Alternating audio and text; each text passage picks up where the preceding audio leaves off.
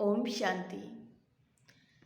कहते हैं इस दुनिया में हर व्यक्ति के पास कोई ना कोई हुनर अवश्य होता है और वो हुनर समय पर अवश्य ही निखरता है। बस उसको निखारने में ज़रूरत होती है कठिन परिश्रम और धैर्य की। कैसे?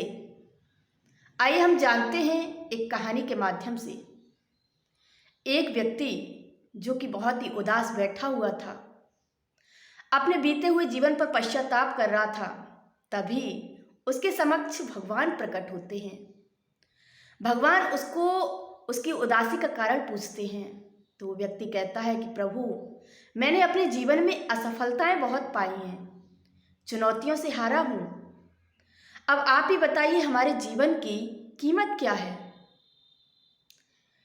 तो भगवान उस व्यक्ति को एक लाल चमकदार पत्थर देते हैं और कहते हैं कि इस पत्थर को बाजार में ले जाओ और इसकी कीमत लगवाना, और जो इस पत्थर की कीमत हो समझना वही तुम्हारे जीवन की भी कीमत है। व्यक्ति कहता है ठीक है। फिर भगवान कहते हैं कि देखो, इतना याद रखना कि इस पत्थर को तुम्हें बेचना नहीं है, बस कीमत लगवानी है। व्यक्ति कहता ठीक है प्रभु। इतना कहकर के वो व्यक्ति उस पत्थर को हाथ में लेता है और सबसे पहले एक टमाटर बेच रहे व्यक्ति के पास जाता है और कहता है इस पत्थर की क्या कीमत दोगे। तो वो व्यक्ति कहता है कि आप हमसे 10 टमाटर ले जाओ और ये पत्थर हमें दे जाओ। फिर वो आगे बढ़ता है और एक सब्जी वाले के पास पहुंचता है और उससे पूछता है कि इस पत्थर की क्या कीमत दोगे। तो सब्जी वाला कहता है कि आप हमसे 1 बोरी आलू ले जाओ और ये पत्थर हमें दे जाओ।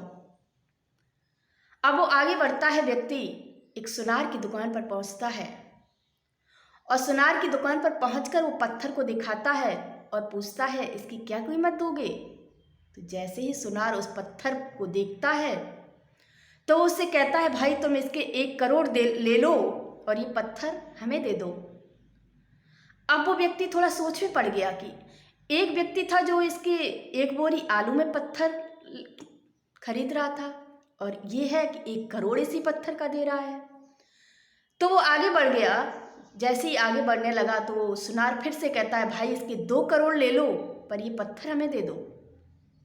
अब वो चौंक गया, उसको लगा कि ये पत्थर इतना कीमती है, जैसे 10 टमाटर में खरीदा जा रहा था उसी पत्थर की ये 2 करोड़ कीमत लगा रहा है।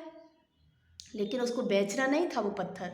वो आगे बढ़ जाता है, वो सुनार की भी नहीं सुनता। सुनार बहुत रिक्वेस्ट करता है। उसके बाद वो पहुंचता है एक हीरे के व्यापारी के पास।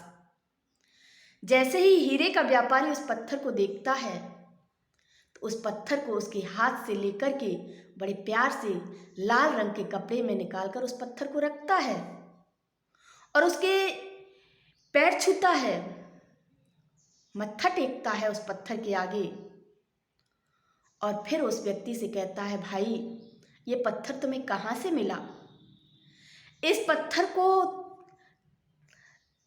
हम न जाने कहाँ कहाँ तलाश किए हैं, ये पत्थर हमें नहीं मिला, ये आपको कहाँ से मिल गया।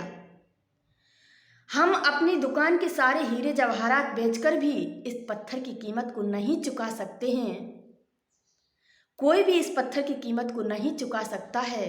तुम्हें ये पत्थर कहाँ से मिल गया, हमें दे दो, मेरा सब कुछ ले जाओ। तो उस व्यक्ति को लगता है कि इस पत्थर की इतनी कीमत जो ये अपने हीरे जवाहरात के व्यापार को हमें दे रहा है इस पत्थर के बदले।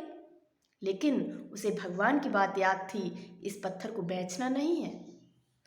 वो वही पत्थर लेकर के वापस लौटता है और वापस लौटकर भगवान के समक्ष पहुंचता है। भगवान से कहता है कि प्रभु अब बताओ आप हमारी जिंदगी की कीमत क्या है। तो भगवान कहते हैं अभी भी तुम्हें अपनी जो जिंदगी है उसकी कीमत समझ में नहीं आई। तुम्हारी लाइफ कितनी वैल्यूएबल है ये तुम्हें अभी समझ में नहीं आया। जितना इस पत्थर की कीमत है उतनी ही तुम्हारी भी कीमत है। किसी के लिए तुम कुछ भी नहीं हो। जैसे ये पत्थर की 1 बोरी आलू से कीमत तौली गई थी कि ऐसे ही किसी के लिए तो तुम पत्थर के समान हो, तो किसी के लिए वैल्यूबल हीरा हो। अब जो तुम्हारी कीमत को समझेगा, जिस स्तर पर समझेगा, वो उसी तरह से तुम्हें सम्मान देगा। वही तुम्हारी अपनी ज़िंदगी की कीमत होगी। अब डिपेंड तुम पर करता है कि तुम्हें पूरे हीरे जवाहरात की जो व्यापारी था वो अपनी तुम्हें व्यापार भी सौंप रहा था, ठीक वैसे ही तुम्हारी भी इस ज़िंदगी की कीमत है। बस तुम्हें समझना है खुद को। अब तुम कहाँ तक समझते हो ये तुम पर निर्भर करता है।